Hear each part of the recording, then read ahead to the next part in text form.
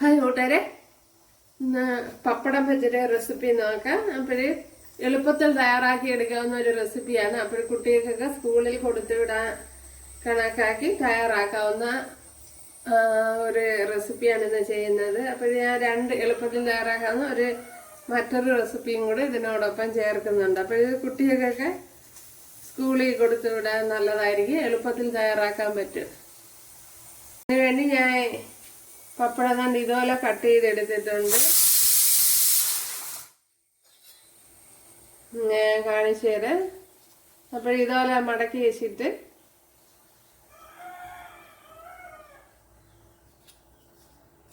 അപ്പോൾ ഇത് കത്രിക ഉണ്ടെങ്കിൽ എളുപ്പമായിരിക്കും. അപ്പോൾ ഇതുപോലെ കട്ട് ചെയ്തെടുക്കുക.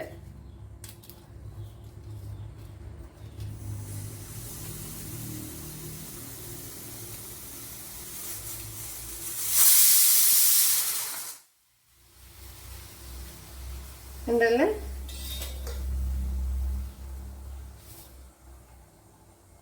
അപ്പോഴിവിടെ 1.5 ടേബിൾ സ്പൂൺ വെളിച്ചെണ്ണയാണ് ഒഴിച്ചു കൊടുത്തിരിക്കുന്നത്. അതിലേക്ക് ഇനി കടുക് ഇട്ട് കൊടുക്കുക.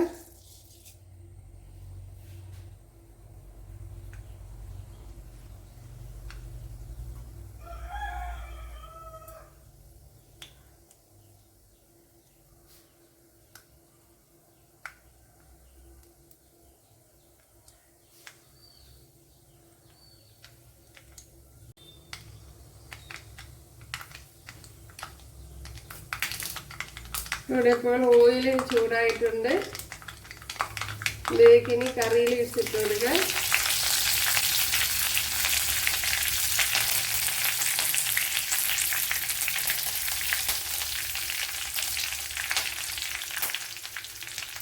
ഞാൻ തീ ഇപ്പം കുറച്ച് വെച്ച് കൊടുത്തിട്ടുണ്ട്. ഇതിലേക്ക് ഒരു 2 വറ്റൽമുളക് എടുത്തിട്ടുണ്ട്. അത് ഇതുപോലെ കട്ട് ചെയ്തിട്ടുണ്ട്. അപ്പോൾ കുട്ടികൾക്ക് കൊടുത്തിടുമ്പോഴത്തേന് വറ്റൽമുളക് ആവശ്യമാണെങ്കിൽ ഒഴിവാക്കാം.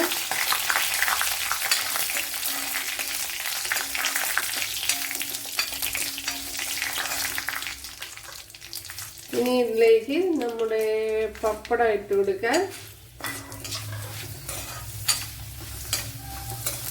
ഒരു വളരെ ഈസി ആയിട്ട് ചെയ്യാവുന്ന റെസിപ്പിയാണ്.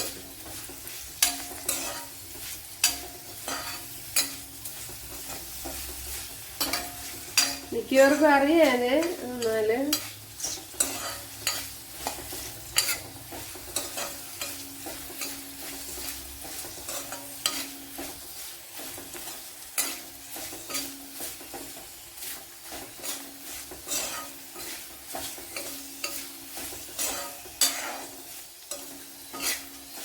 ഇപ്പോൾ തീ കുറച്ചിട്ട് ഇതുപോലെ പപ്പടം ഫ്രൈ ചെയ്തെടുക്കുന്നതാണ് നല്ലത്.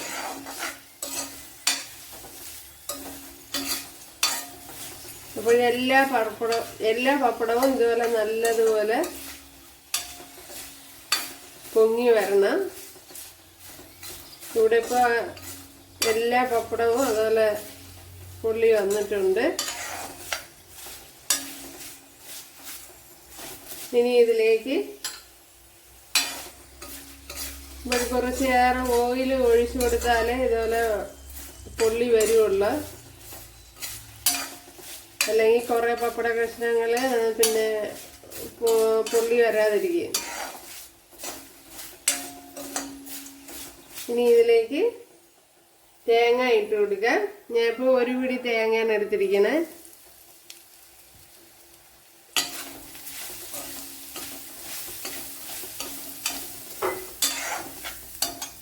ഇനി ഇതിലേക്ക് 1 ടീസ്പൂൺ മുളക് പൊടി ഇട്ട് കൊടുക്കുക. ഇതിപ്പോൾ എരിവില്ലാത്ത മുളക് പൊടിയാണ്, കാശ്മീരി മുളക് പൊടിയാണ്. ഇനി ഇതിലേക്ക് ശകലം മഞ്ഞൾപ്പൊടിയും കൂടി ഇട്ട് കൊടുക്കുക. അപ്പോൾ നമ്മുടെ റെസിപ്പി ഇവിടെ ആദ്യത്തെ റെഡി ആയിട്ടുണ്ട്.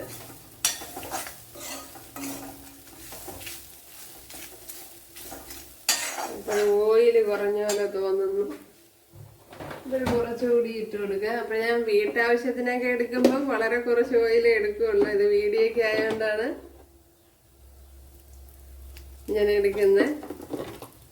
അപ്പോൾ ഓയിലൊക്കെ നിങ്ങളെ ഇഷ്ടത്തിന് എടുക്കുക.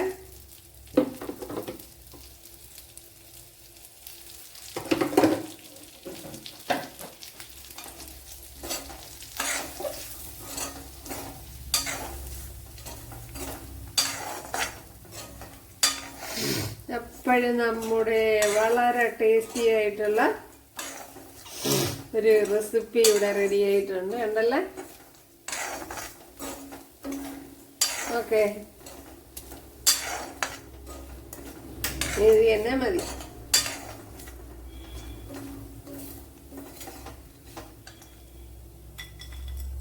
ഇത് കുട്ടികൾക്കൊക്കെ ഭയങ്കരമായിട്ട് ഇഷ്ടപ്പെടുകയും ചെയ്യും. അതുപോലെ രാവിലെ എളുപ്പത്തിൽ തയ്യാറാക്കി കൊടുക്കാനും പറ്റും.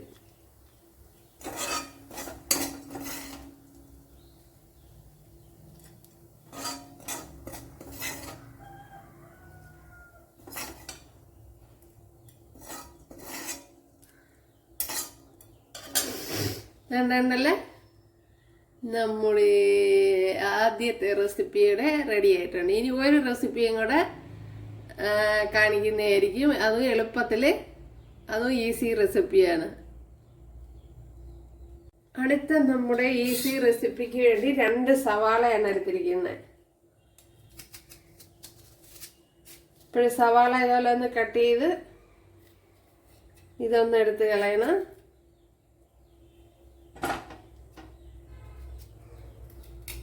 ഇത് അങ്ങ് മാറ്റാം. എന്നിട്ട് ഇതുപോലെ ഒന്ന്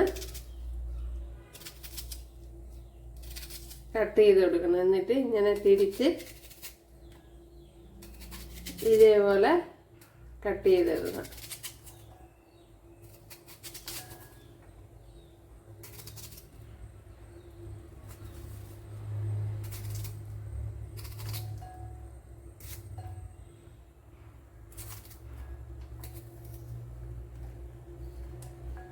അപ്പോഴെല്ലാം ഇതുപോലെ കട്ട് ചെയ്തെടുക്കുക.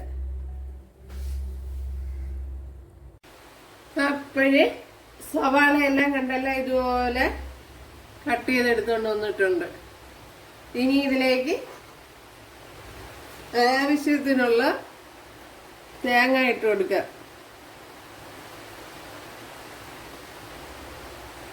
വളരെ വളരെ ഈസി, ഇതുപോലെ എളുപ്പത്തിൽ ചെയ്യാവുന്ന റെസിപ്പിയില്ല. എനിക്ക് തോന്നുന്നു കുറെ പേർക്കൊക്കെ അറിയായിരിക്കും.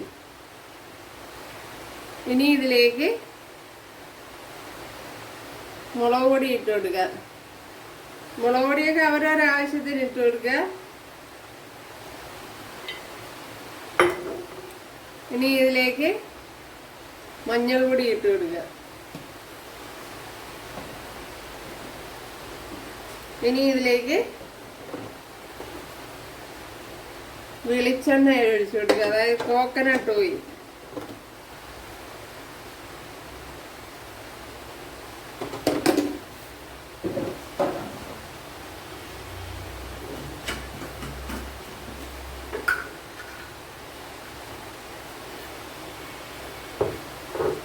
ഇനി ഇതിലേക്ക് ഉപ്പിട്ട് കൊടുക്കുക.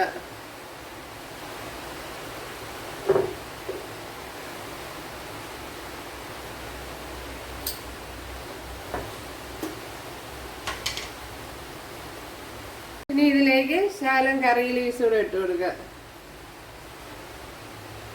നല്ല എന്നിട്ട് ഇതിനെ നല്ലവണ്ണം ഒന്ന് ഞരടി അങ്ങ് ഇടണം.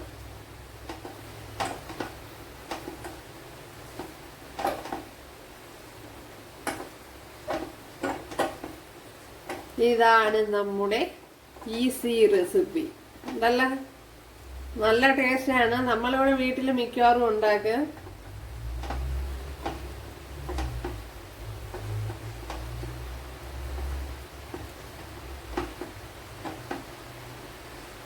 ഇപ്പോൾ നമ്മുടെ റെസിപ്പി ഇവിടെ റെഡിയായി. ഇത് തന്നെ മതി. എന്താ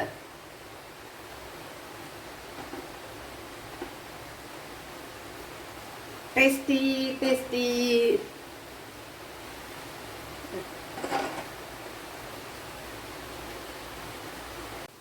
അപ്പോഴേ എളുപ്പത്തിൽ തയ്യാറാക്കാവുന്ന 2 റെസിപ്പികൾ. അപ്പോൾ എല്ലാവരും ചെയ്ത് നോക്കുക. ഇഷ്ടമായാൽ സബ്സ്ക്രൈബ് ചെയ്ത് സപ്പോർട്ട് ചെയ്യുക. അപ്പോൾ അടുത്തൊരു വീഡിയോ ആയിട്ട് കാണാമെന്ന് പറഞ്ഞുകൊണ്ട് എല്ലാവർക്കും താങ്ക്സ്.